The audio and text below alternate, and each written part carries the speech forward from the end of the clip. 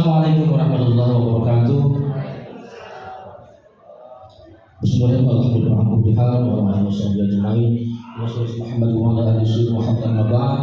Alhamdulillah kita diberi kesehatan, kekuatan sehingga kita bisa berhadir kegiatan diseminasi budaya musibah ini. Mudah-mudahan segala upaya dan ikhtiar dari kawan-kawan CGP bisa berhasil dengan baik dan mudah-mudahan nanti bisa menginspirasikan pada yang lain yang belum bisa juga tertarik dan kita bisa lebih banyak lagi guru-guru yang terkait dalam CGP atau guru-guru penggerak. Guru yang bahagia, alhamdulillah tadi barusan kita membuka kegiatan imbas kumpul di atas. Kita dihadiri oleh 2 orang dari BGP. Jadi kami berpikir hendak mau kesini gitu, ternyata di sana. Iya begini.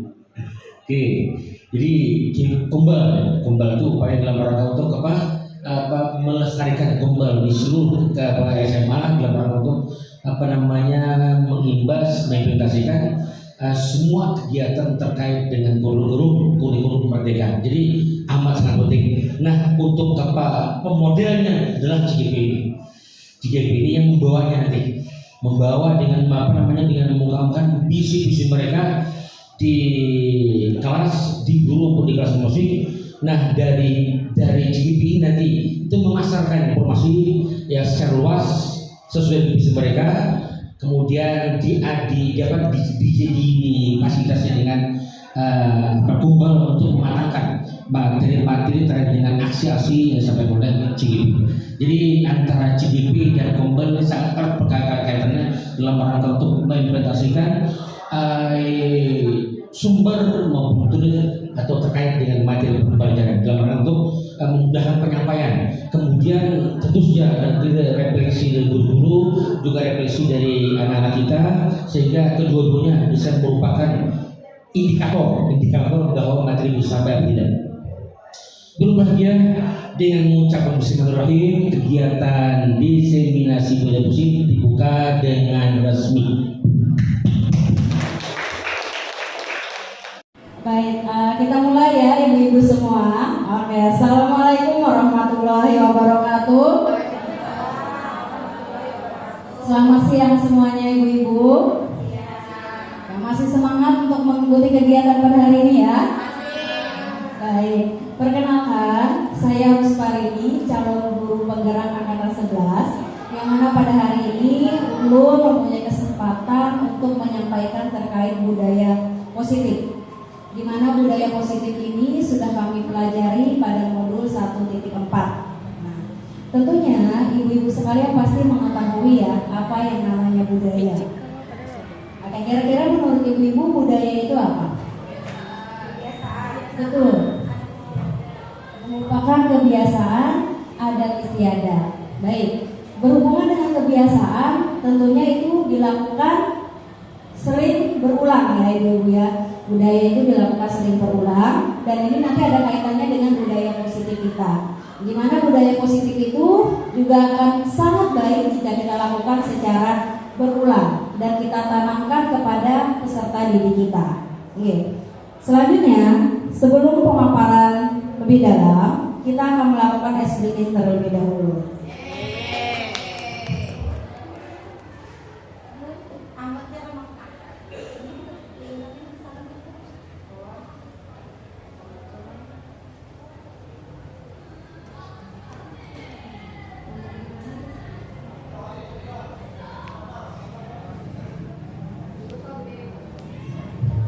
Silakan hadirin dipersilakan untuk berdiri.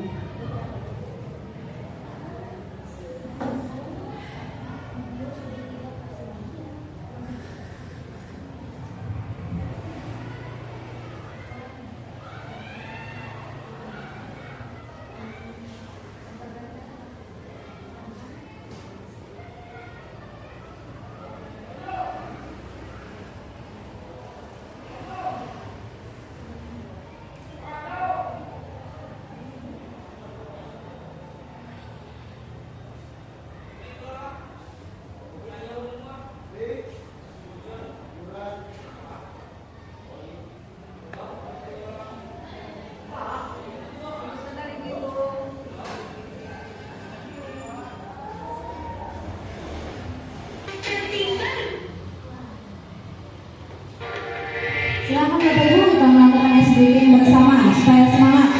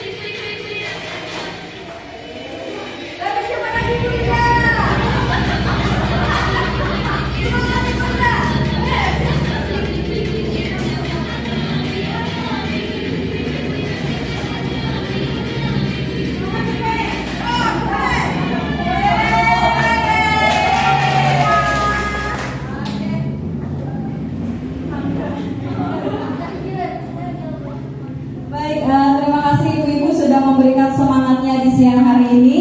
Tentunya sudah berkeringat semua ya. Lebih semangat meskipun berkeringat, ruangannya panas, tetapi insya Allah mudah-mudahan buat dia tetap semangat untuk mendengarkan dulu, menyampaikan terkait budaya positif ini. Oke, sebelum penyampaian, alangkah lebih baiknya kita membuat kesepakatan forum diseminasi dulu. Jadi supaya diseminasi ini berjalan lancar, perlu minta pendapat Bapak Ibu untuk memberikan pendapatnya terkait kesepakatan kita. Silakan, mungkin ada yang ingin berpendapat, Ibu-Ibu. Menambahkan boleh nggak, Bu? Boleh. Boleh makan dan minum, Bu. Baik, boleh makan dan minum. Kalau ketik dulu ulang.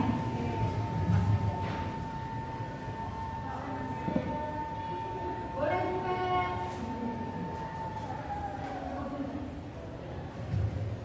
Ada lagi Ibu-Ibu selain boleh makan dan minum. Silakan Bu Pen. HP-nya di silent. HP-nya lagi matikan.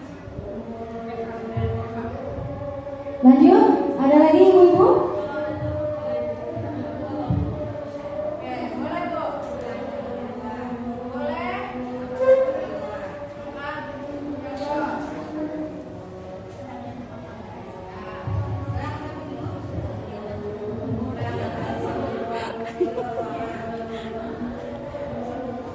Jadi situ aja. Oke, silakan.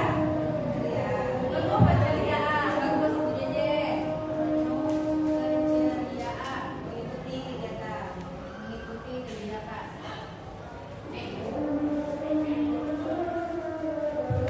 Ada lagi Ibu-Ibu? Mungkin dari Ibu Rere, Ibu Ayu, Ibu Nadia. Cukup?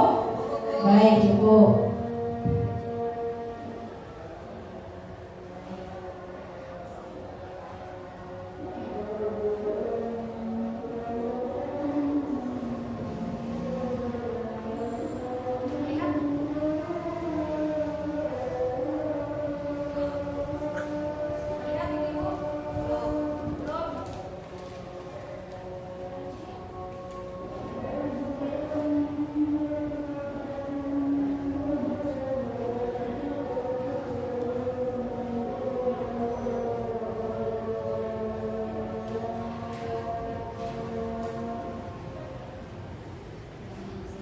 Sudah kita buat.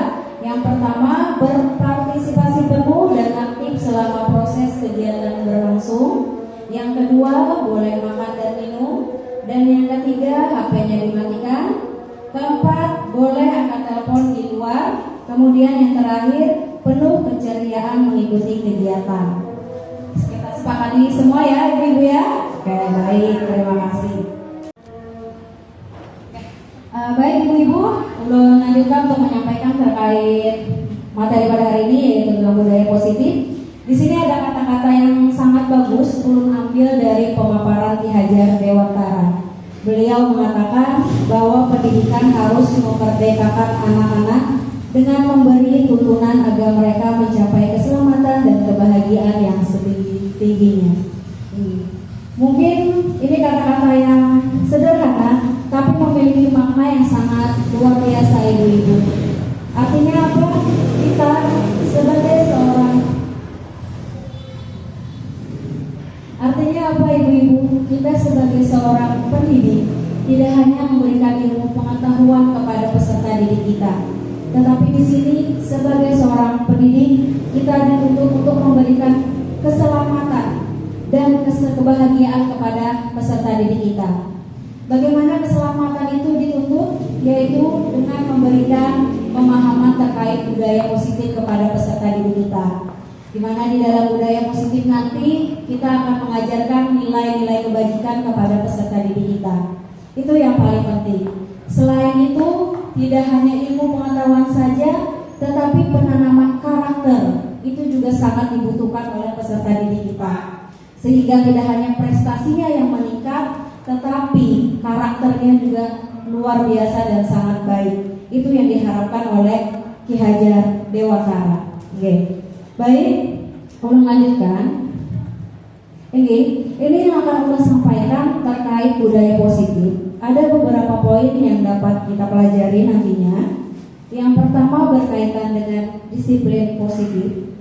Kemudian yang kedua motivasi perilaku manusia. Dan yang ketiga ada keyakinan kelas. Keempat kebutuhan dasar manusia. Kelima ada posisi kontrol. Dan yang keenam ada segitiga restitusi.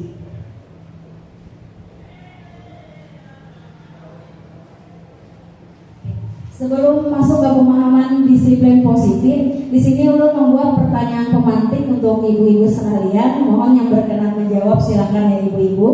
Untuk pertanyaan pemantik yang pertama, pernahkah kalian melakukan penerapan disiplin di sekolah? Oke, pernah ya. Semuanya pernah tentunya ya ibu-ibu ya. Pernah, baik. Jika pernah, penerapan disiplin seperti apa yang sudah dilakukan ibu-ibu? Silahkan yang mau menjawab. Masuk kelas tepat waktu.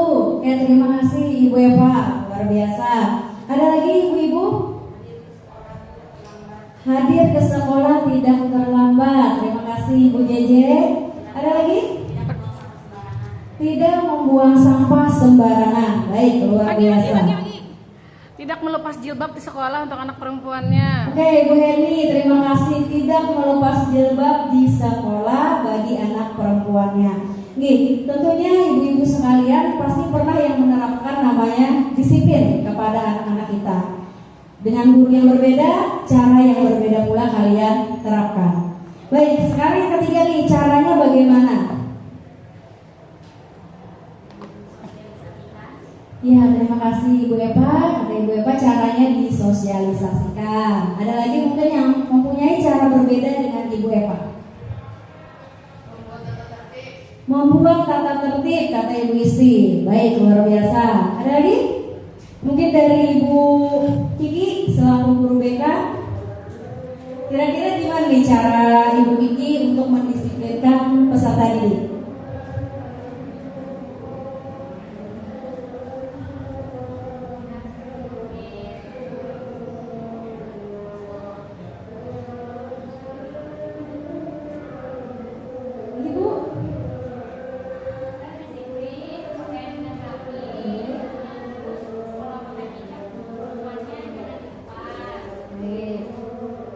Disiplin, berpakaian rapi, untuk perempuannya hijabnya jangan dilepas.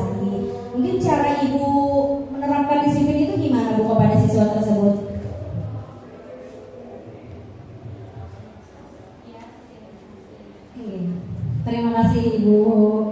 tentunya perlu sosialisasi dan perlu pemahaman agar peserta didik mengetahui disiplin atau aturan yang diterapkan oleh seorang guru. Ya, terima kasih atas jawabannya Ibu-ibu. Selanjutnya kita masuk ke konsepnya. Ini dia, disiplin positif merupakan suatu cara penerapan disiplin yang mengajarkan anak bertanggung jawab dan menumbuhkan kesadaran diri berdasarkan nilai-nilai kebajikan. Disiplin positif lebih ke arah disiplin diri yang dapat mengontrol diri dalam melakukan segala tindakan. Tentunya ibu-ibu dalam menerapkan disiplin positif pasti ada nilai-nilai kebajikan yang ibu-ibu harapkan untuk anak tersebut. Bisa aja nilai kebajikannya menghormati, tanggung jawab, kemudian kepedulian, ada juga nilai kebajikan menghargai tentang kebersihan lingkungan. Nah, itu yang kita harapkan. Ketika kita menerapkan disiplin positif, maka kita mengharapkan adanya nilai-nilai kebajikan tersebut tumbuh dalam diri anak dan menjadi pembiasaan yang dilakukan oleh anak-anak tersebut. Seperti itu ibu-ibu.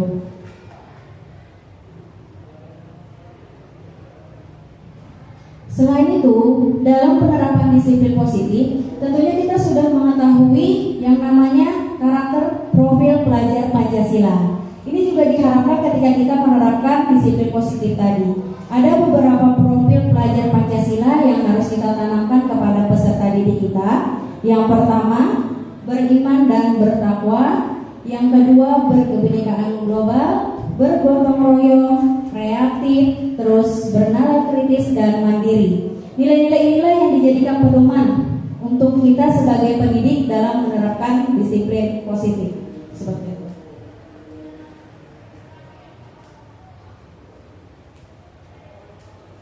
Baik, sebelum masuk ke materi motivasi, kita alangkah lebih baiknya melihat video terlebih dahulu. Silakan disimak ibu-ibu.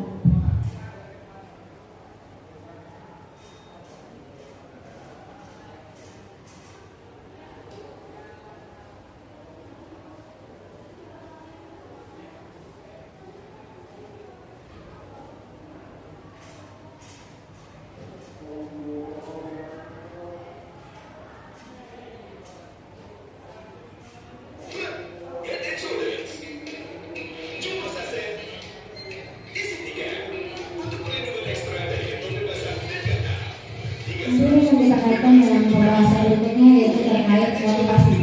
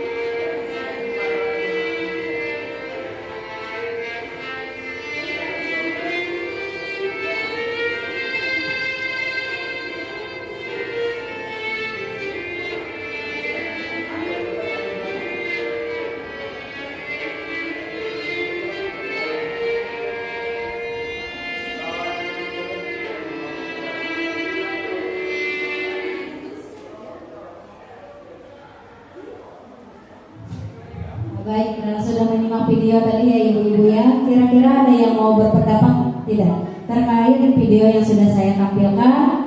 Apa sih hubungannya dengan motivasi? Ada yang mau berpendapat ibu-ibu? Kita belajar. Ya silakan Ibu Istri. Mau ke depan Bu? Ibu.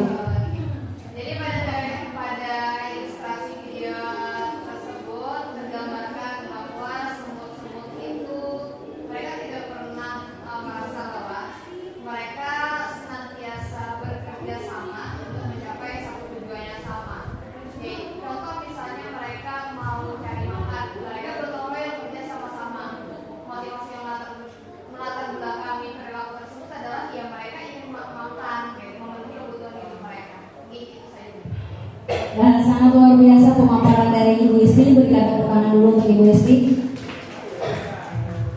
benar sekali ya.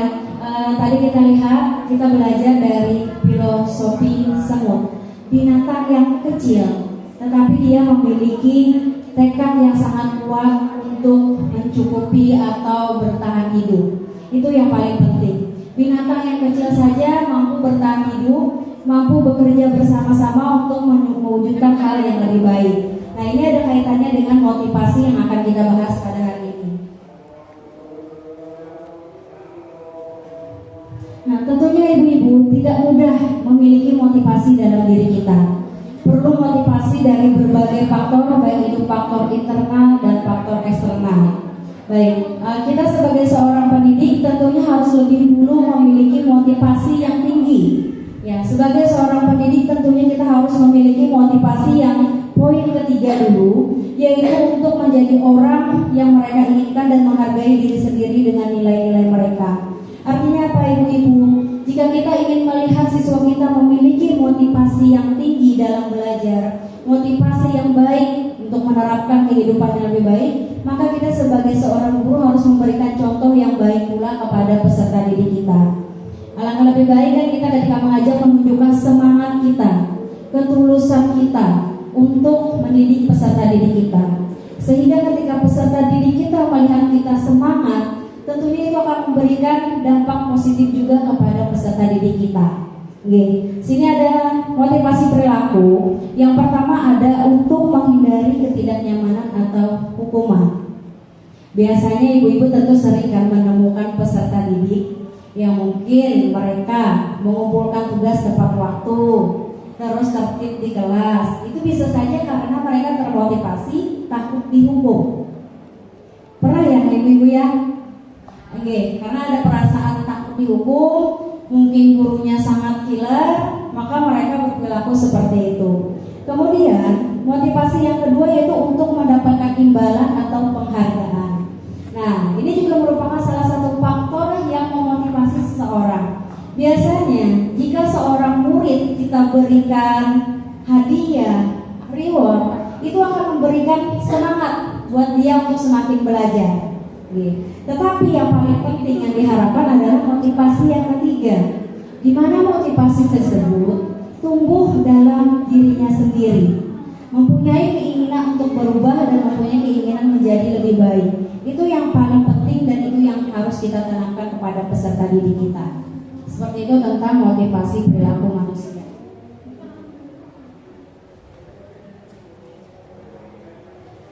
Selanjutnya akan memaparkan tentang keyakinan kelas. Baik, belum yang tanya dulu, ibu-ibu pernah membuat keyakinan kelas? Pernah. Seperti apa keyakinan kelas yang pernah dibuat? Saat belajar tidak boleh main HP, kesepakatannya. Baik, saat belajar tidak boleh main HP. Apa ada lagi? Tidak boleh berkata-kata kasar. Tidak boleh berkata kasar. Oke, ada lagi? Meminta izin ketika mau keluar atau masuk ke dalam kelas. Meminta izin ketika keluar atau mau masuk kelas. Oke, ada lagi ibu-ibu? Mungkin Ibu JJ selaku pengawas di depan mempunyai keyakinan juga terhadap peserta didik yang mau keluar masuk.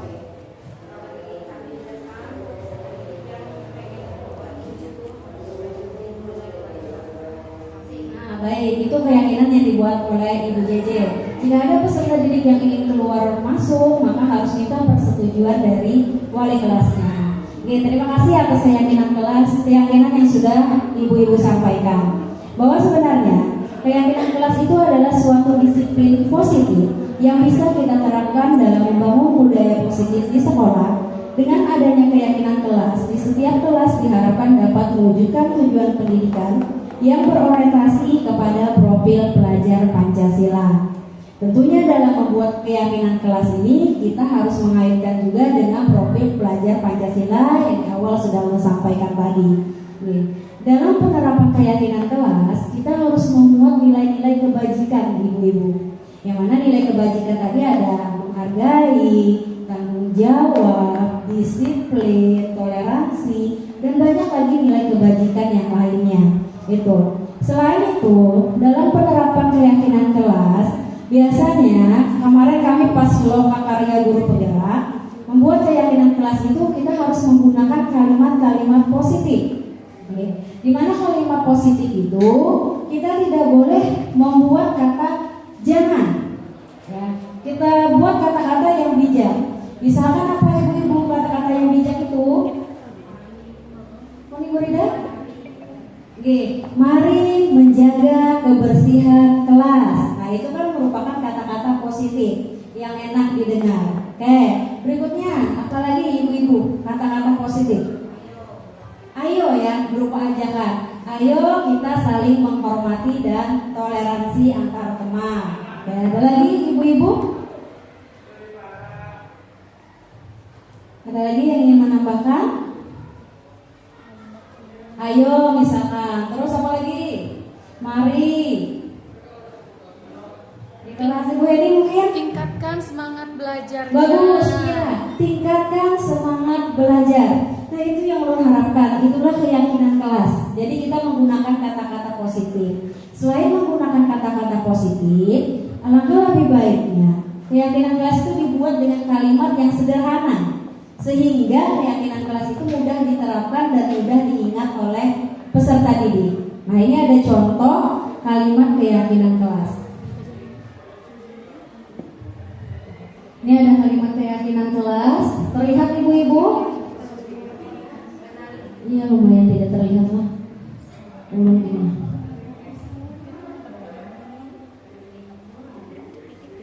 Nah ini keyakinan kelas ini dengan kalimat yang sederhana dan menggunakan kata-kata yang positif. Yang pertama, saling menghormati dan menghargai. Bisa nanti dia menghormati guru dan menghargai antar teman yang ada di kelas. Kemudian bertanggung jawab. Nah, misalkan siswa diminta bertanggung jawab terhadap tugas piketnya, kemudian bertanggung jawab mengumpulkan tugas tepat waktu. Ada juga budayakan 5S. Kita sudah sering mendengar 5S ini. Tentunya di sekolah kita juga menerapkan budaya 5S tersebut. Selanjutnya ada menjaga kebersihan. Tadi berhubungan dengan membuang sampah pada tempatnya, melaksanakan jadwal piket sebaik mungkin. Selanjutnya ada menjaga keamanan. Nah ini seperti apa ibu-ibu menjaga keamanan? Tidak berkelahi di dalam kelas. Ya, terima kasih Bu Isti. Tidak berkelahi di dalam kelas. Jangan berpacaran dalam kelas. Jangan berpacaran di dalam kelas. Benar. Itu tentunya mengganggu ketidaknyamanan teman-teman yang jomblo ya. Jadi harus menghargai teman yang jomblo seperti itu. Menolong teman. Ini juga sangat penting ibu-ibu, menolong teman, membantu teman yang kesusahan. Nah ini keyakinan kelas yang ulun buat. Tentunya Bu Hanpian mempunyai keyakinan kelas masing-masing saat melakukan proses pembelajaran. Bu Rizky mungkin sebagai guru BK juga memiliki keyakinan untuk diterapkan atau ditanamkan kepada anak-anaknya. Kita lanjutkan. Nah ulun ini kan 7 berjoget, jadi kita melakukan ice breaking terus ya. Berhubung jam siang, mari kita ice breaking lagi.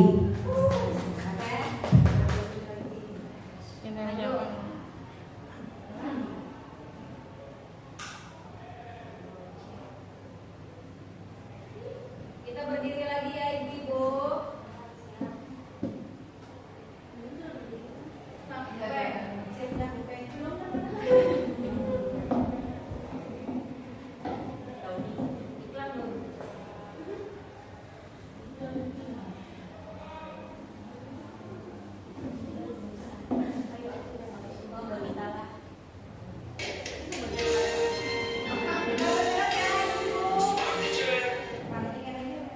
Nah, jaringan.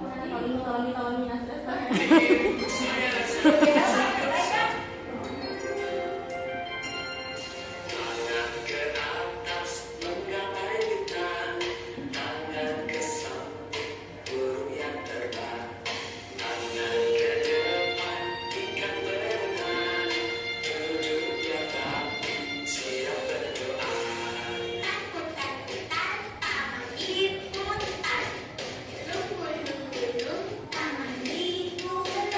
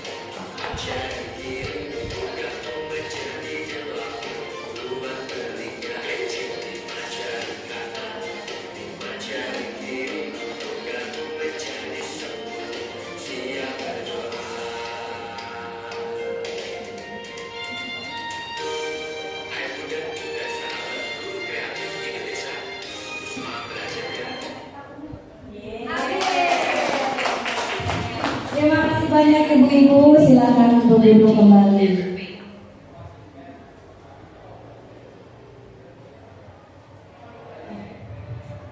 Kita lanjutkan membahas tentang kebutuhan dasar manusia. Setiap manusia pasti memiliki kebutuhan hidupnya masing-masing ya. Di sini ada beberapa kebutuhan. Yang pertama ada kebutuhan bertahan hidup. Yang kedua kasih sayang dan rasa diterima. Mohon maaf, rasa diterimanya ketinggalan, belum menulis. Kemudian yang ketiga ada penguasaan. Yang keempat kebebasan dan yang kelima kesenangan. Yang pertama adalah kebutuhan bertahan hidup. Untuk menjalankan aktivitas sehari-hari sebagai seorang pendidik, tentunya kita harus bertahan hidup. Dengan cara apa ibu kita bertahan hidupnya? Makan. Makan. Oke, ada di sini yang tahan tidak makan? Ada. Oke, sudah makan siang semua? Halo. Sebentar lagi ibu-ibu lah akan diberi makan siang. Insya Allah ayam bakar nanti menanti. Oke. Alhamdulillah. Tentunya dengan makan, dengan minum kita dapat menjalankan aktivitas sehari-hari ya ibu-ibu. Bayangkan kalau perut kita lapar, pasti kita akan tidak fokus, tidak bersemangat. Dalam mengajar kita tidak semangat ketika perut kita sedang keroncongan. Ibu JJ juga mungkin akan marah-marah di depan saat perutnya lapar menjaga siswa ya. Makanya kita perlu makan, perlu minum. Istirahat yang cukup, nah itu salah satu upaya agar kita bisa bertahan hidup. Yang kedua adanya kebutuhan kasih sayang. Siapa sih di sini yang tidak ingin dikasih sayang ya? Pasti semuanya ingin dikasih sayangi dan ingin diterima. Begitu pula peserta didik kita. Peserta didik kita pasti membutuhkan rasa kasih sayang dan rasa diterima oleh gurunya dan lingkungan sekitarnya. Itu yang paling penting. Kemudian ada kebutuhan akan penguasaan serta kebebasan. Setiap orang pasti ingin kebebasan ya. Ibu-ibu tentunya menginginkan kebebasan. Ya, baik itu kebebasan untuk berekspresi, kebebasan untuk beraktivitas. Demikian pula peserta didik kita seperti itu. Maka kita sebagai seorang pendidik perlu memberikan ruang kepada peserta didik kita untuk memberikan mereka agar bisa berekspresi sesuai dengan bakat dan keahlian yang mereka miliki masing-masing. Karena setiap siswa memiliki potensinya masing-masing. Dan kita sebagai seorang guru harus membantu agar siswa tersebut dapat mengembangkan potensi yang dimilikinya. Selanjutnya, kebutuhan akan kesenangan. Semuanya ingin senang ya ibu-ibu ya. Tidak ingin sedih. Nah, itu pun yang dirasakan siswa kita. Siswa kita pun juga ingin senang. Saat kita mengajar, siswa kita ingin senang mengikuti pembelajaran yang kita lakukan. Maka dari itu, kita sebagai seorang pendidik mungkin harus bisa membuat media atau metode pembelajaran yang sesuai dengan kebutuhan peserta didik kita, agar peserta didik kita merasa senang dan gembira mengikuti proses pembelajaran yang kita inginkan.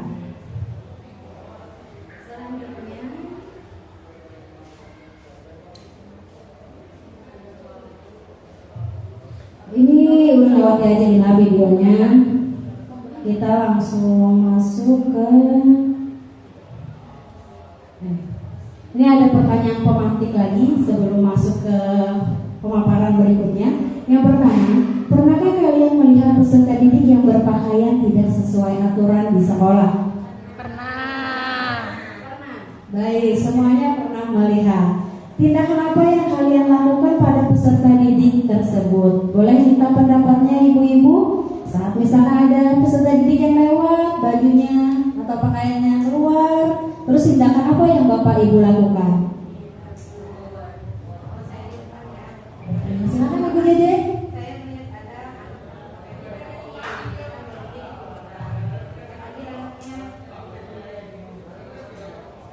Baik, kalau Ibu Dede dia akan memanggil anaknya dan meminta anak untuk merapikan baju tersebut. Ada lagi? Tindakan apa yang Ibu lakukan? Silakan Ibu Periska. Panggil.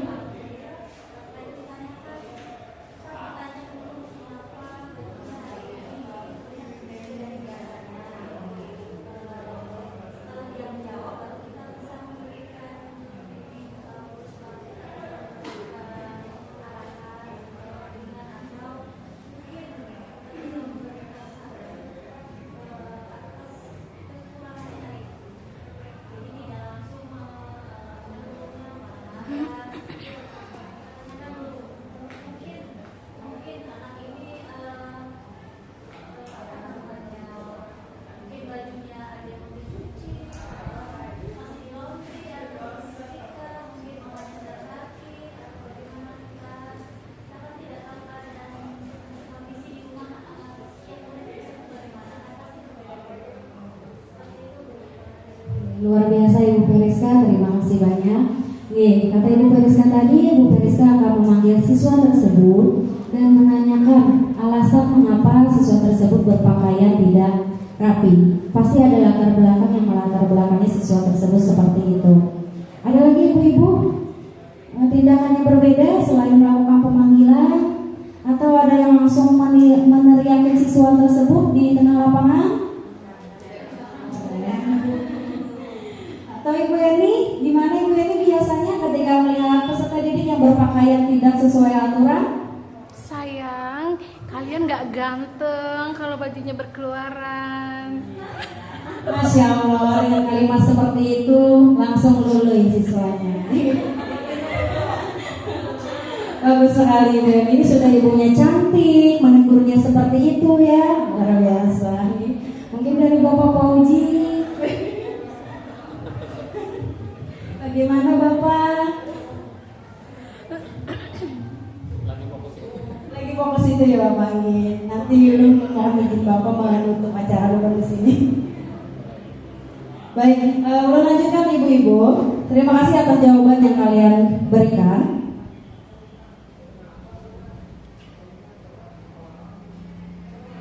Nah, kita akan menyimak video tadi tersebut hampir sama dengan video Ibu Isti ya. Ini untuk memahami posisi kontrol seorang guru ketika melihat siswa tersebut melanggar aturan yang sudah ditetapkan sekolah.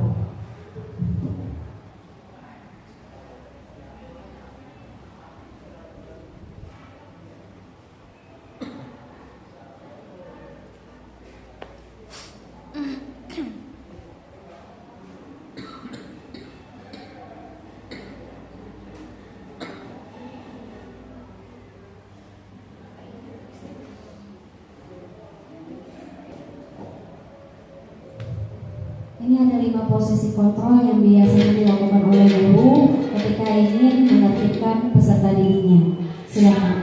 Ibu dan Bapak Guru hebat. Dalam penerapan disiplin positif restitusi, salah satu program yang dikembangkan adalah 5 posisi kontrol.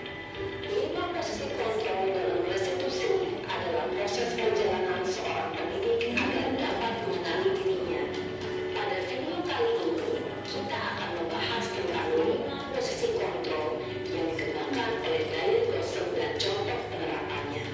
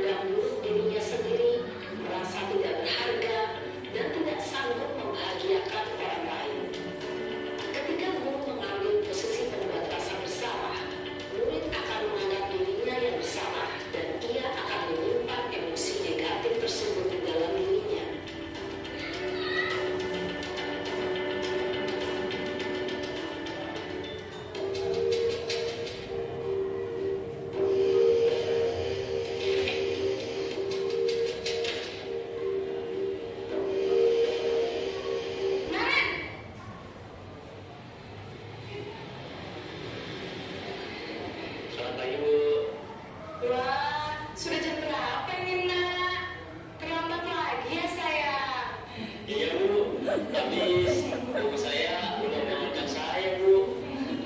Kamu malah menyalahkan ibu kamu. Kamu bukannya anak yang larinya paling kencang. Kok terlambat sih? Iya, Bu. Saya memang terlambat bangun tadi. Jadi, biarpun saya lari kencang, tetap gak kekejar, Bu. Ya sudah sana. Nanti lain kali larinya lebih kencang lagi ya. Biar gak terlambat lagi. Bikin senang ibu. Demi ibu. Bisa kan? Bisa, Bu. Ya sudah sana masuk kelas. Ibu beresin urusan absen kamu. Kamu ini ada-ada saja. Dalam posisi teman, guru berbicara dengan nada suara ramah, akrab, cenderung bersenda gurau untuk menjaga suasana tetap santai. Murid akan merasa senang, aman, dan akrab dengan guru. Identitas yang tercipta adalah identitas sukses atau berhasil. Namun, perlu diingat, karena ini masih dorongan eksternal, maka ada faktor ketergantungan dari murid kepada orang tertentu. Di sini, guru absennya, sehingga di lain waktu, murid bisa berperilaku baik, namun hanya kepada orang-orang tertentu saja.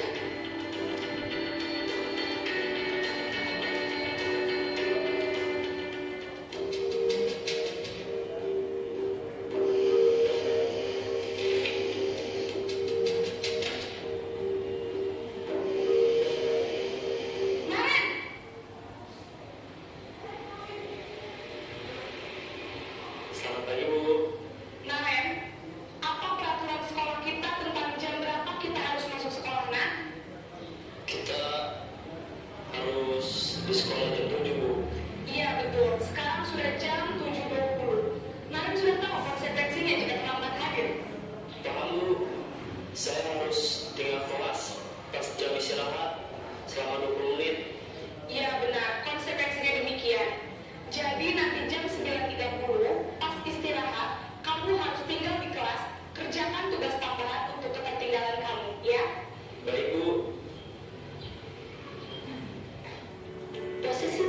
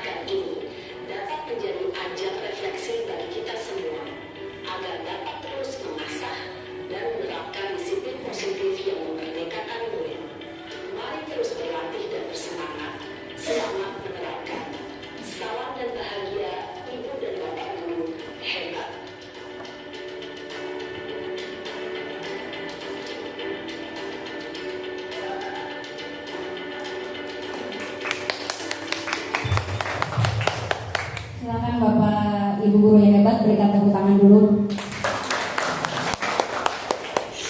Tadi kita sudah menyimak video terkait 5 posisi. Selamat datang kembali di modul 5 posisi kontrol guru. Kita telah sampai di materi terakhir. Ya.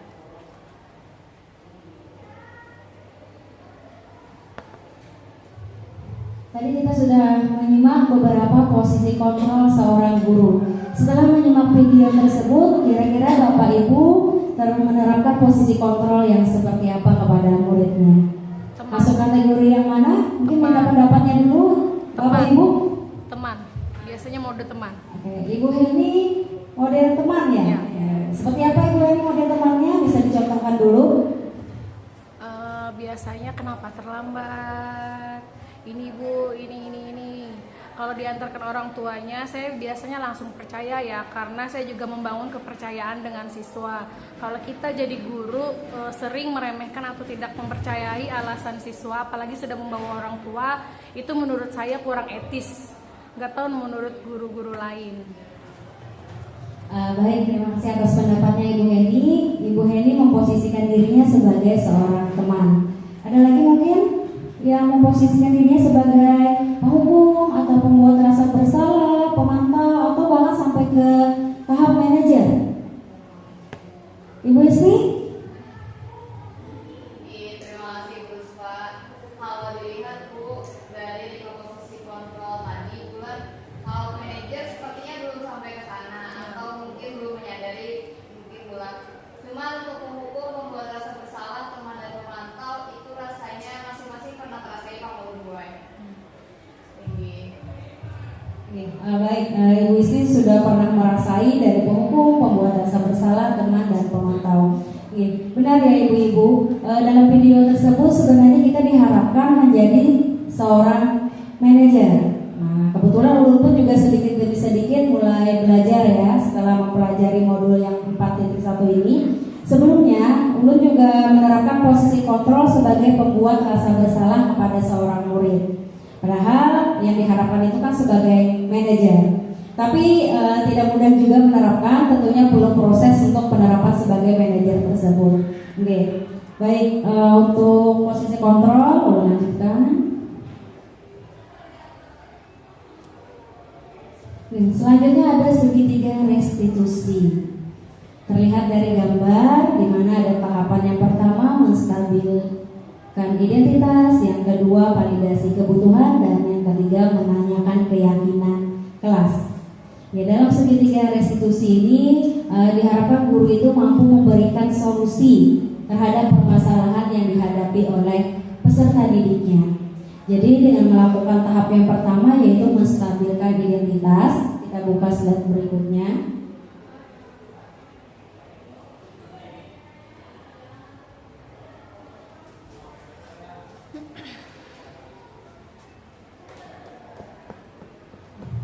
Tahap pertama yang harus dilakukan dalam segitiga restitusi yaitu menstabilkan identitas. Jika anak berbuat salah, maka ada kebutuhan dasar yang mereka tidak terpenuhi. Nah, di sini kita harus memahami, jangan langsung menyalahkan siswa tersebut. Jadi, jika siswa tersebut misalkan melanggar keyakinan yang sudah kita buat, pasti ada kebutuhan yang mereka tidak terpenuhi. Tadi tentunya kebutuhan dasar manusia sudah kita bahas ya. Ada kebutuhan bertahan hidup, kebutuhan kasih sayang, penguasaan, kebebasan, dan kebutuhan lainnya. Bisa jadi dari beberapa kebutuhan tersebut ada yang tidak terpenuhi sehingga mereka melakukan kesalahan. Nah, di sini ketika seseorang dalam kondisi emosional, maka otak tidak akan mampu berpikir rasional. Saat inilah kita peran guru harus menstabilkan identitas anak. Nah, jadi ketika anak itu bingung, pemikirannya mulai kacau, dia selalu berbuat salah, maka kita berupaya untuk menstabilkan anak tersebut. Di mana kita bantu untuk tenang dan mencari solusi untuk menyelesaikan permasalahan yang dihadapi oleh anak. Jadi kita jangan menjudge anak tersebut salah, tetapi kita harus cari tahu apa permasalahan tersebut seperti yang disampaikan oleh Ibu P, dan nanti kita bantu mencarikan solusi terhadap permasalahannya. Nah, lalu yang kedua, kita memasuki tahap validasi kebutuhan. yaitu kita harus memahami kebutuhan dasar yang mendasari tindakan anak berbuat kesalahan. Jadi ibu-ibu kita gali, kita pahami betul-betul kebutuhan apa yang diperlukan anak tersebut. Apakah anak ini di rumah kurang kasih sayang, ya kan? Atau dari keluarga yang broken home, kita harus mengetahui itu. Atau anak-anak tersebut membutuhkan kebutuhan akan kebebasan. Mungkin di rumah dia merasa dikekang, tidak boleh kemana-mana, jadi dia ingin bebas berbuat apa aja ketika di sekolah. Pahami tersebut. Kemudian untuk memahami tersebut, ketika kita menolak anak yang berbuat salah, dia akan tetap dalam masalah. Artinya apa ibu-ibu? Ketika kita melihat anak berbuat salah, yuk kita bantu dia untuk mengatasi permasalahan tersebut. Jangan dibiarkan dia berlarut dalam kesalahan yang dia lakukan. Gitu. Kemudian yang diperlukan adalah kita memahami alasan. Nah itu yang paling penting. Kita pahami alasan. Kita gali terus agar kita mengetahui alasan apa saja kenapa anak tersebut melakukan pelanggaran. Mungkin ibu-ibu di sini punya strateginya sendiri bagaimana cara menggali anak-anak yang berbuat kesalahan supaya mereka mau menyampaikan permasalahan yang dia lakukan tersebut. Latar belakang kenapa anak tersebut melakukan kesalahan. Nah, setelah tahap kedua dilakukan, maka kita akan menanyakan keyakinan. Tadi di awal kita sudah membahas berkaitan dengan keyakinan ya ibu-ibu ya. Di mana keyakinan yang sudah kita buat itu ada nilai-nilai kebajikan yang perlu ditanamkan. Makanya dengan adanya nilai-nilai kebajikan tadi seperti menghargai, tanggung jawab, menghormati, itu bisa kita ingatkan lagi kepada siswa tersebut agar dia bisa menumbuhkan nilai-nilai itu. Di tahap menanyakan keyakinan, penting menanyakan ke anak tentang kehidupan ke depan yang dia inginkan. Ketika mereka sudah menemukan gambaran masa depannya, guru dapat membantu mereka untuk tetap fokus pada gambarannya. Jadi kita tanyakan, kira-kira keyakinan apa yang sudah dibuat, keyakinan apa yang sudah disepakati, atau nilai-nilai kebajikan apa yang dia ketahui.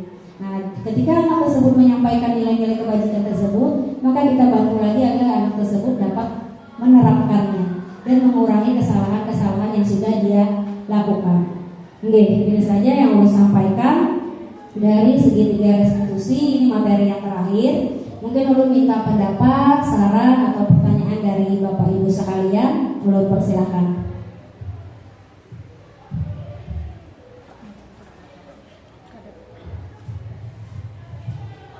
Silakan ibu-ibu, mungkin nanti ulun minta penguatan dari Bapak Fauji di akhir. Oh lagi, ini kan berkaitan dengan Kombel juga. Mungkin ulun minta pendapat dari perwakilan Kombel ulun sosiologi. Mungkin Ibu Rida atau Ibu Heni. Ibu Rida gimana Bu? Mungkin bisa memberikan pendapat terkait pemaparan yang sudah ulun sampaikan tadi berkaitan dengan disiplin positif atau mungkin posisi kontrol seorang guru, keyakinan kelas, segitiga restitusi dan motivasi. Ibu Heni saja. Oh Ibu Heni saja katanya. Silakan Ibu Heni bisa maju ke depan. Perwakilan Kombel, mungkin nanti kita bisa bersama-sama merumuskan ini untuk kita terapkan dalam proses pembelajaran kita. Silakan Ibu Heni. Oke baik, terima kasih banyak Ibu Ruspa atas kesempatannya. Kalau saya sendiri untuk memotivasi siswa khususnya dalam pembelajaran, saya sebisa mungkin untuk menciptakan suasana belajar yang menyenangkan. Terus dengan tugas-tugas yang tidak monoton, yang selalu yang dimana guru di depan kebanyakan ngomong menjelaskan full 60 menit atau datang cuma ujuk menjelaskan sedikit, lempar tugas, duduk manis main HP. Saya nggak mau jadi guru yang seperti itu. Saya mau jadi guru yang menyenangkan, have fun. Jadi murid itu selalu menantikan kedatangan saya di dalam kelas. Ya walaupun tidak semua mungkin, ya karena mungkin ada beberapa siswa yang suka santai, tapi ada juga yang siswa yang dimana dia senang dengan konsep atau gaya belajar saya. Terutama saya juga senang bercanda ya Bu Rispa, cuman ya tadi kalau lagi disuruh tuh ya bisa meledak juga manusiawi.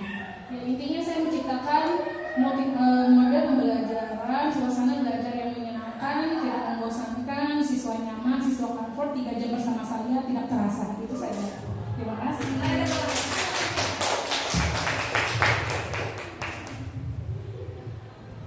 Baik, terima kasih banyak Ibu Heni. Kita berikan tepuk tangan kepada Ibu Heni. Sangat luar biasa ya penyampaian dari Ibu Heni. Ibu Heni adalah seorang guru yang ingin berusaha dan berupaya membuat siswanya senang saat mengikuti proses pelajaran yang beliau lakukan. Itu sesuai juga dengan pemikiran Ki Hajar Dewantara, Bu Heni. Kata beliau bahwa dalam melakukan proses pembelajaran itu kita harus berpusat pada murid. Artinya sudah tepat yang dilakukan Ibu Heni. Ibu Heni sudah bisa menyesuaikan dengan kebutuhan, keinginan yang murid inginkan dalam proses pembelajaran. Semoga itu tetap diteruskan Ibu Heni. Terima kasih, sangat luar biasa. Oke, ada lagi ibu-ibu yang ingin memberikan pendapat? Bu Pe ada? Baik, jika tidak ada lagi, ini yang paling pasti kita akan mendengarkan penguatan ya. Silakan Ibu Isti, luar biasa.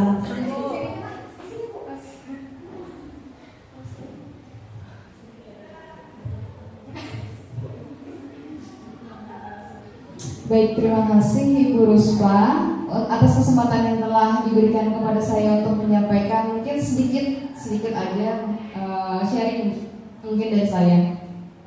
Sebelumnya juga terima kasih banyak Ibu Ruspa telah memaparkan begitu detail mengenai diseminasi budaya positif yang telah dipelajari melalui CBP tersebut. Terima kasih banyak untuk mengimbaskan kepada kami sekalian. Menarik nih Bapak Ibu kita selaku guru untuk menyadari bahwa perlunya budaya positif melalui disiplin positif. Jadi kalau tadi yang dibahas Ibu Ruspa tadi adalah bagaimana cara kita sebagai guru untuk menumbuhkan disiplin positif, budaya positif untuk membiasakan anak-anak berperilaku yang baik di area sekolah. Nah, mungkin ada satu yang agak terlupa oleh kita di sini, bahwa disiplin positif tersebut, budaya positif tersebut bukan hanya tugas kita selaku guru, tetapi juga ada orang tua, ada lingkungan keluarga yang turut mensupport perilaku atau perkembangan sikap dan perilaku anak tersebut. Jadi kalau misalnya wali kelas mungkin bisa dibangun komunikasi yang baik dengan orang tua terkait dengan anaknya, bagaimana dia di rumah Bu, apakah dia begini. Artinya melalui percakapan tersebut mungkin orang tua akan merasa, oh anakku diperhatikan, oh berarti aku harus seperti ini kepada anakku. Oh ternyata kalau misalnya aku bertindak seperti ini kepada anakku, ternyata perilaku yang muncul dia ketika di sekolah adalah seperti ini. Mungkin itu Bu, jadi itu adalah tanggung jawab bersama. Juga pun ulun sebagai orang tua yang baru, kebetulan anak masih kecil juga, jadi turut bertanggung jawab ya, selain ulun bertugas sebagai guru untuk mendidik anak-anak di sekolah, juga bertugas untuk bertanggung jawab atas anak ulun yang ada di rumah. Terima kasih, itu saja. Terima kasih Ibu Isti, sangat luar biasa pendapatnya ya. Benar, untuk menerapkan budaya positif dan disiplin positif tersebut, kita perlu kerjasama dari berbagai pihak, tidak hanya guru, tetapi juga melibatkan orang tua, peserta didiknya, bahkan lingkungan atau warga sekolah lainnya. Ada lagi ibu-ibu yang ingin berpendapat? Baik, sebelum ke Bapak Pauji, mau cerita dulu terkait siswa ya, mewujudkan kesenangan siswa. Bapak Pauji, ulun di CGP itu ketemu alumni Semada, namanya Bapak Victor dan Bapak Eko. Pak, ini beneran ketika mereka bertemu ulun, mereka nanya ulun alumni mana, dan ulun kaget yang mereka berdua itu adalah alumni SMA 2. Kagetnya gini Pak, saking banyaknya guru yang pernah mereka ajarkan kan, mereka alumni sini, tetapi yang mereka tanyakan adalah nama Bapak Pauji doang. Cuma nama Bapak Pauji yang mereka sebut. Jadi lu penasaran nih, kira-kira apa sih yang membuat siswa itu mengenang dan mengingat sosok beliau? Tentunya kan di kelas gimana ya, lu berpikir kok cuma Bapak Pauji yang dia tanyakan, padahal di kelas tentunya banyak guru yang mengajar mereka dia tanya, Pak Victor nanya, gimana kabar Bapak Fauji? Gimana Bapak Fauji masih di SMA 2 atau enggak? Kami rame loh sama Pak Fauji dulu. Ketika Pak Fauji pulang, kami menjaga rumah Pak Fauji. Beliau katanya kurang lebih angkatan Pak Irfan, Pak. Ini demikian pula juga Pak Eko. Cuma nama Bapak Fauji yang mereka lontarkan ke Ulun. Dan Ulun penasaran aja gimana Bapak Fauji mungkin dia memberikan kesan terbaik kepada siswa tersebut, sehingga siswa tersebut itu dapat mengingat pian. Tentunya kita sebagai seorang pendidik, sebagai guru berharap juga bisa memberikan kesan terbaik kepada peserta didik kita. Nah, di sini Ulun minta penguatan Bapak Fauji. Tentunya Bapak Fauji yang mempunyai banyak pengalaman sebagai seorang pendidik. Kami yang para junior minta masukan arahan Bapak Fauji untuk menjadi lebih baik lagi. Ini kepada Bapak Fauji, Ulun persilahkan. Silakan Bapak.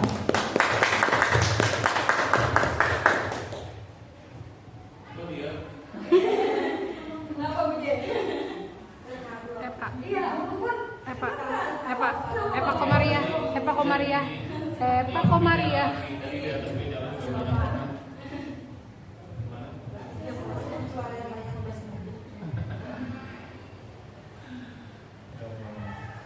Bismillahirrahmanirrahim. Assalamualaikum warahmatullahi wabarakatuh. Waalaikumsalam warahmatullahi wabarakatuh. Saya hormati ibu-ibu, ini ada bapak-bapak kan? Saya sendiri yang jadi bapaknya. Ibu-ibu CGP dan ibu-ibu guru dan teknik di SMA Banjarmasin. Alhamdulillah ini sudah ada tiga penampil ya, Ibu PSK, Ibu Isti Widya Astuti dan Ibu Spalini ya. Alhamdulillah, mohon maaf tidak bisa ikuti kegiatan dari awal tadi ya, karena di atas tadi juga seru Bapak Ibu saya jadi narasumber untuk komunitas belajar. Pada saya Bapak Ibu, yang pertama bagaimana kita menjadi seorang guru yang diingat oleh anak-anak itu dari diri kita, niatkan dulu bahwa kita memang ingin menjadi guru gitu ya. Tujuan kita ingin mencerdaskan anak bangsa, intinya itu Bapak Ibu ya. Kalau niat kita sudah melenceng dari itu, maka biasanya hasilnya juga tidak begitu memuaskan. Maaf ya, ini menurut saya ya. Jadi saya memang sejak dulu suka ngajar Bapak Ibu ya, suka ngajar. Ketika PPL di sini pun dulu gurunya sakit selama 3 bulan tuh saya semuanya ngajar Bapak Ibu ya. Saya suka ngajar gitu. Suka ngajar walaupun pada itu di komentari dosen terlalu tinggi materinya, itu ngajarin mahasiswa seperti ya. Artinya gini Bapak Ibu, yang membentuk guru menjadi guru profesional itu adalah waktu ya sebetulnya. Artinya pengalaman Bapak Ibu ya. Memang di awal saya juga termasuk guru yang mungkin sedikit idealis ya. Waktu awal jadi guru honor di sini dulu idealis semua Bapak Ibu, saya nggak bisa lihat anak ribut, nggak bisa lihat anak ini marah-marah, saya bisa marah dulu ya. Jadi saya bisa memetik pintu nih Bapak Ibu ya. Bahkan pernah dulu ada dulu meja guru itu ada kacanya Bapak Ibu, kurang lebih 1 cm. Itu begitu saya marahnya dengan pecah tuh. Kata apa ini? Untung nggak lupa ya. Akhirnya kita refleksi terus, intinya refleksi Bapak Ibu. Jadi betul aja program ini. Artinya kita banyak tafakur ya, refleksi. Sudah 7 tahun benarkah apa yang akan kita lakukan selama ini di guru Bapak Ibu ya. Tadi dalam kasus kejadian tadi contoh video yang 5 tipe, ada penghukum, ada jadi sebagai teman, jadi sebagai manajer, itu betul-betul pengalaman sebetulnya Bapak Ibu. Dan kita mungkin tidak bisa langsung ke manajer. Itu waktu ya Bapak Ibu yang mengasah kita tuh waktu sebetulnya. Ini benar ya Bapak Ibu ya. Betul banget ya, jam terbang itu udah bisa dikalahkan Bapak Ibu. Betul Bapak Ibu. Jadi semakin banyak kita ngajar, semakin banyak kita berkolaborasi dengan siswa, itu semakin banyak sebetulnya cara kita bagaimana untuk bisa disukai anak ya. Nah, pada fase kedua setelah pertama itu Bapak Ibu saya idealis. Dulu tuh nilai 0, saja saya susah banget. Tanya aja Bu anak Rupaida tuh, itu sampai hampir 10 kali remedial dengan saya fisika dulu. Anak Rupaida, ada nggak di sini kayak dia? Iya betul Bapak Ibu. Istilahnya sekarang tuh KKM-nya 7,0 misalkan ya. Dia 6,9,5 tetap remedial. Sampai ke rumah. Itu saya di fase kedua tuh refleksi lagi, ya ini berarti cara mengajarnya ini mungkin ya, mungkin saya. Nah coba fase ketiga itu Bapak Ibu saya belajar bagaimana bahasa yang mudah dipahami anak. Jadi tidak gampang Bapak Ibu. Boleh bahasa daerah boleh, ya bahasa Indonesia yang mudah itu tidak gampang. Fase ketiga itu kurang lebih 2010 ya mungkin. Saya diangkat 2005, tahun 2000 sampai 2005 itu masih fase idealis tuh. 2005 sampai 2010 tadi masuk fase apa tadi? Fase yang ya fase 2010 Bapak Ibu saya refleksi lagi, oh berarti ini coba saya bahasa ya. Saya coba mengenal bahasa-bahasa gaul atau bahasa apa, oh gitu ya. Oke, saya coba jadi isinya interaksi dengan anak tuh ini kayak teman gitu ya. Kita coba jadi fasilitator. Istilah fasilitator itu kan muncul pada saat kurikulum KBK Bapak Ibu, fasilitator. Jadi saya coba dengan mereka dekat. Memang sih Bapak Ibu nggak bisa serta-merta langsung, nggak bisa, berproses juga, ya. Betul kita harus mengenali karakter anak, habit anak itu maksudnya lingkungan anak tuh Bapak Ibu ya, kebiasaan anak, karakter anak sekarang itu betul kita harus betul-betul selami dan mendalam, karena tidak gampang Bapak Ibu, tantangan kita sangat besar sekali. Sekarang ini tantangan kita luar biasa ya. Nah fase berikutnya Bapak Ibu saya dengan mereka tuh memang dekat, tapi ketika ngajar tuh jangan menampilkan muka yang masam ya, merenggut. Ada senyumnya. Kalau saya marah tuh saya bisa diam di kelas. Ya nih, misalkan ini lagi bicara nih ya, nggak perhatikan dengan HP. Ini ngapain nih? Kadang kita tegur, agak tegas ada juga Bapak Ibu sekarang, tapi saya setelah itu ya udah muka saya berubah lagi, gitu ya, akrab dengan mereka. Jadi alamiah aja, sebetulnya alamiah aja mereka bisa nyukai kita itu. Alhamdulillah Bapak Ibu, saya berurusan ke kantor manapun ada aja sisa kita semuanya bisa membantu ya. Anak saya lahir itu anak pertama, anak kedua lahir saya tidak telepon, dan anak saya baru lahir nih.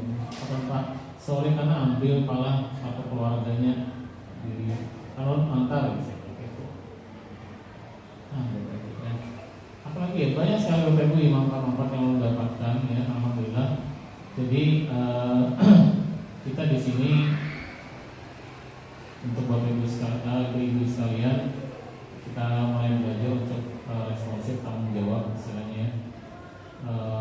Mohon maaf saya bahari Bapak Ibu posisi sakit kepala ataupun kadang migrain itu bisa datang Bapak Ibu. Ada kadang-kadang vertigo itu ada Bapak Ibu kadang-kadang. Tapi saya terus berusaha masuk. Jadi kadang saya memberikan materi itu bisa fokus, artinya harus seperti yang saya mau, tapi bisa juga menyesuaikan dengan kondisi anak. Kalau mereka jam siang lagi ribut itu Bapak Ibu kita punya strategi, ya. Bagaimana paling tidak ada mereka belajar lah. Yang terjadi selama ini kan kebanyakan anak-anak tidak belajar. Itu yang terjadi. Nah saya, Bu P, Bu Isti dan Bu Ispa itu paling detail untuk melihat catatan mereka. Catatannya. Saya paling lebih suka catatan tidak lengkap sebenarnya. Jadi mereka mencatat apa yang saya keliling dan saya konsisten. Nah, minta tolong nanti kami catat nama-nama, asal bahasa kuat, asal bahasa lemah ya. Hari Senin kita ketemu. Senin saya langsung saya cek satu-satu, berarti saya keliling 1-2 aja nggak ngerjakan biasanya, ya gitu.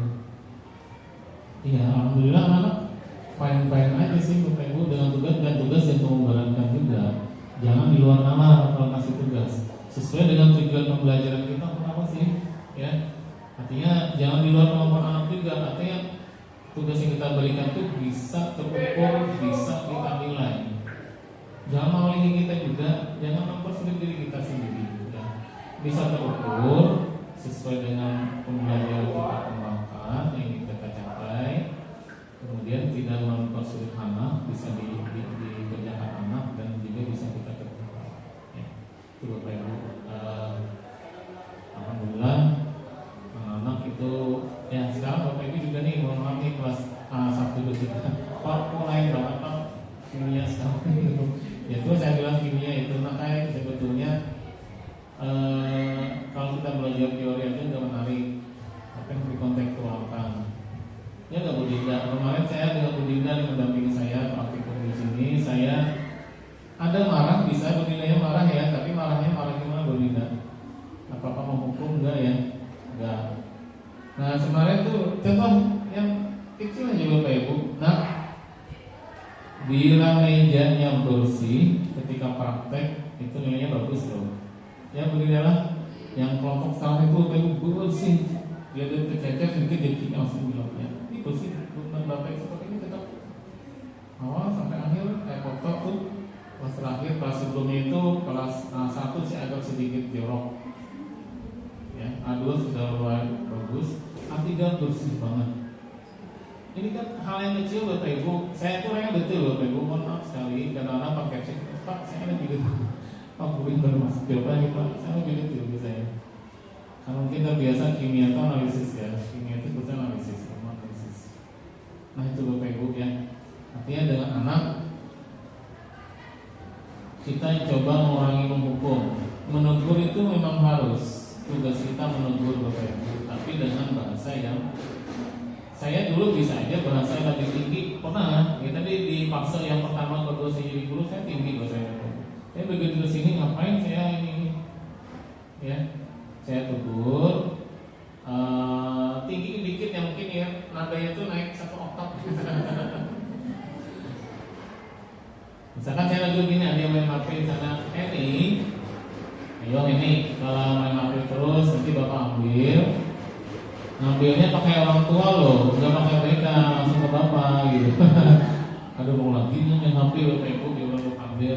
Ya saya lagi jelaskan ya ada yang main HP saya makanya Bapak Ibu yang bisa sampaikan apa jadi guru sekarang tuh matanya harus besar, telinganya harus besar, mulutnya kecil.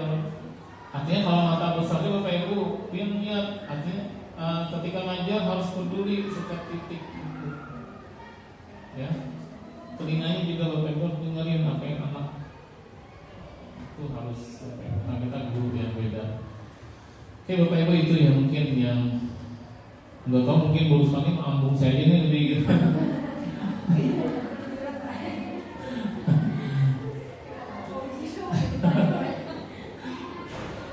Iya banyak pengalaman Bapak Ibu. Saya dulu pernah kecelakaan juga nggak bisa jalan, yang bawa ke kumis itu murid juga. Alhamdulillah kecelakaan untung tidak memecahkan kepala. Sempat ini Bapak Ibu jahitan nih kaki saya pernah 2005 dulu awal diangkat di PNS. Itu murid-murid saya yang dia apa saya kan hidup sebatang kara di Banjarmasin ini sebelum berkeluarga. Ya rumah saya itu murid-murid dulu sebelum ketemu ibu ya. Murid-murid yang menemani saya di rumah itu Bapak Ibu ya. Bahkan ada anak dekan fakultas ekonomi itu ketika ujian nasional dia nginep di rumah saya. Rumahnya sepi benar.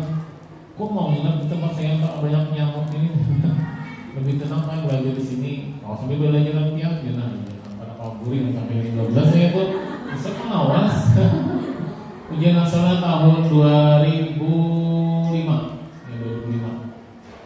Saya Bapak Ibu dulu gak apa-apa ya agak lama nih.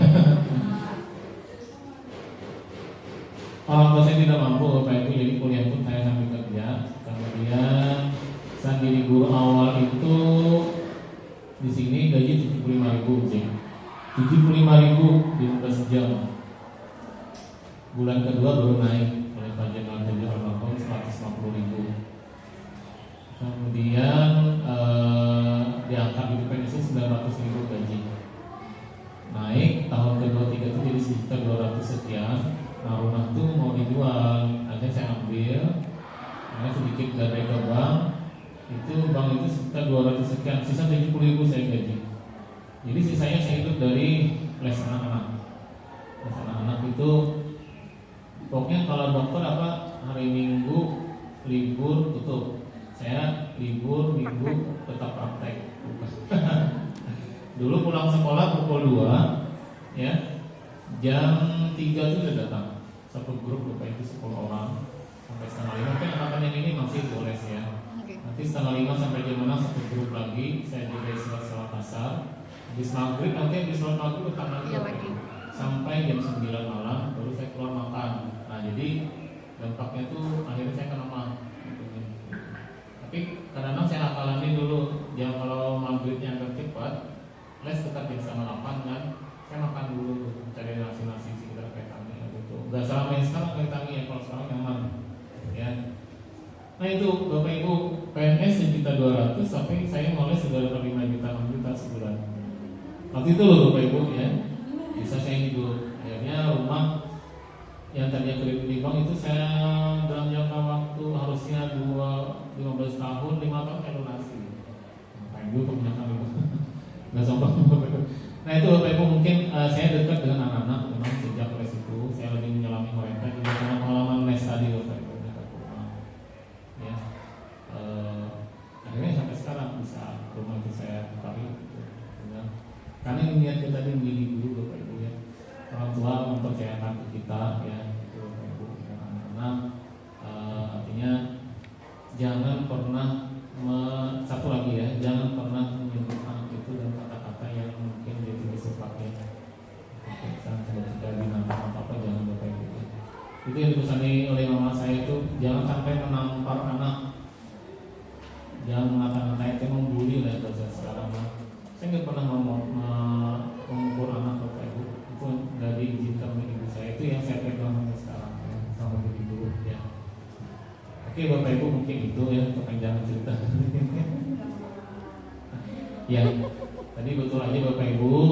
Saya yakin dari 5 tipe guru tadi kita semua belajar dulu.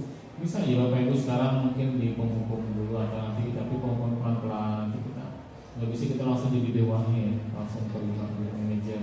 Manajer itu beda dengan bos ya Bapak Ibu ya. Kalau bos itu selalu menyalahkan, ya, manajer itu selalu mengayomi istilahnya ya. Mudah-mudahan kita bisa semua jadi manajer ya. Dengan izin Bapak Ibu sekalian, dengan mengucapkan alhamdulillah alamin, kegiatan diseminasi budaya positif guru penggerak angkatan 11 Kota Banjarmasin di Sekolah Banjarmasin hari ini hari Rabu 14 Agustus 2004 saya resmi nyatakan ditutup. Wassalamualaikum warahmatullahi wabarakatuh.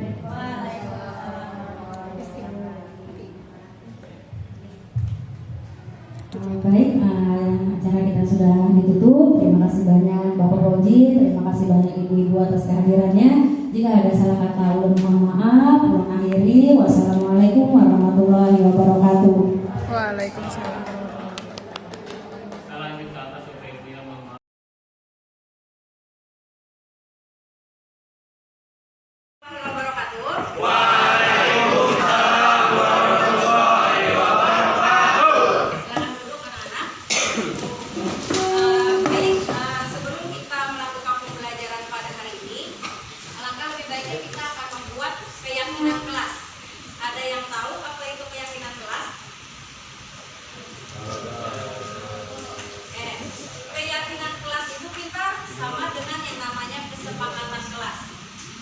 Jadi yang namanya kesepakatan kelas itu harus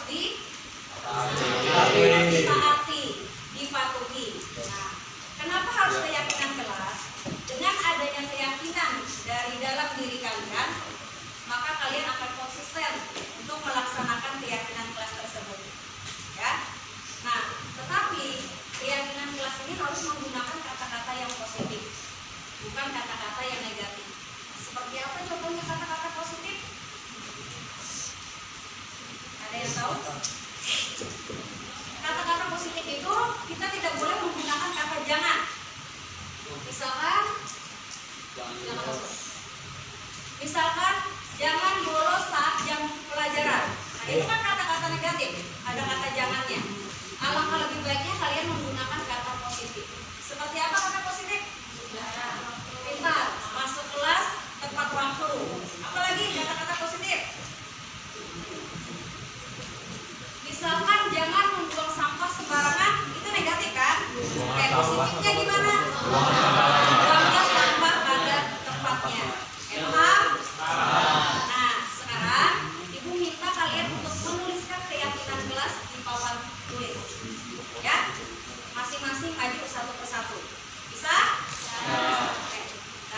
keyakinan.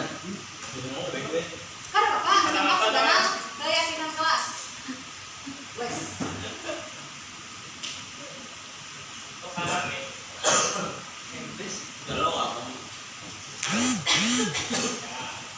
Kelas 12 kelas Piaglis.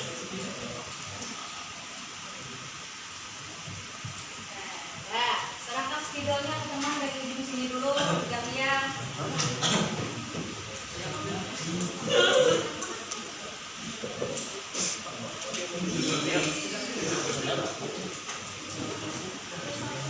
Satu. Gunakan kata-kata yang positif lah.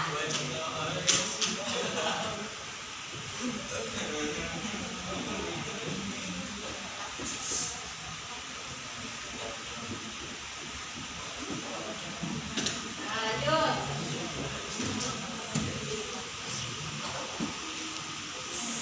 Yang lain sambil dipikirkan.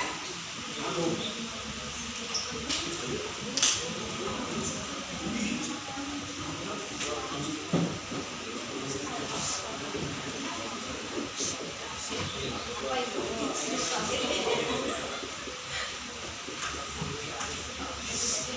Bagus, lanjut. Susanti.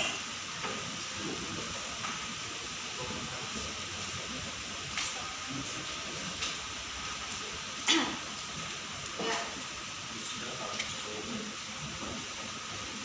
Gunakan kata-kata positif.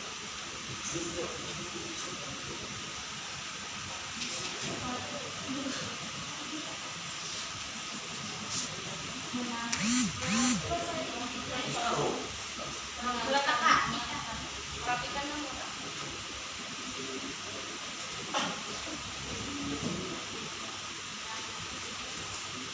Lanjut, Nak.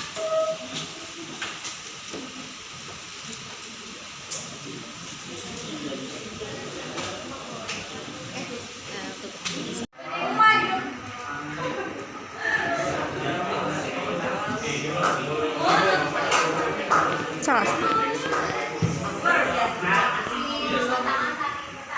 Febri, maju Febri.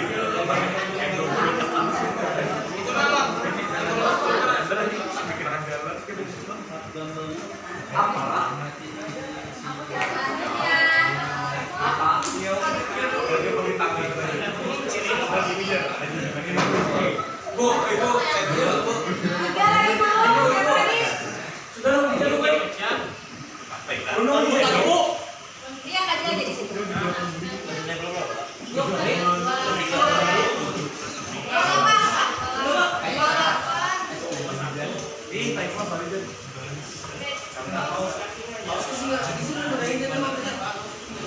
Baik, terima kasih banyak kalian sudah menuliskan keyakinan kelas. Semoga ini bisa kalian yakini terus-menerus dan bisa kalian aplikasikan ke dalam kehidupan sehari-hari ya. Dari keyakinan kelas yang kalian tuliskan, ada beberapa poin yang dapat ibu tangkap. Pertama, kalian perlu saling menghargai. Yang kedua, menjaga kebersihan. Kemudian tertib dalam proses pembelajaran. Ada lagi? Terlibat aktif saat proses pembelajaran dan atribut. Nah, baik, tepuk tangan untuk kita semua. Oke, selanjutnya setelah kalian menuliskan itu, ibu minta kalian untuk tanda tangan di depan. Artinya kalian sudah menyepakati keyakinan kelas yang sudah dibuat. Bisa ya?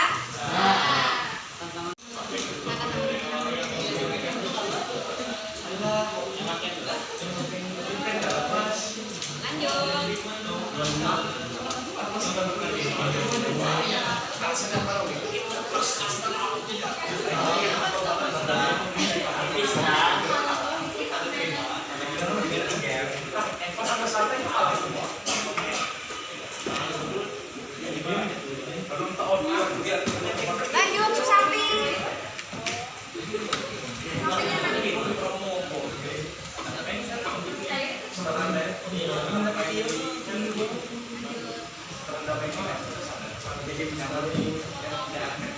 Oke, sudah.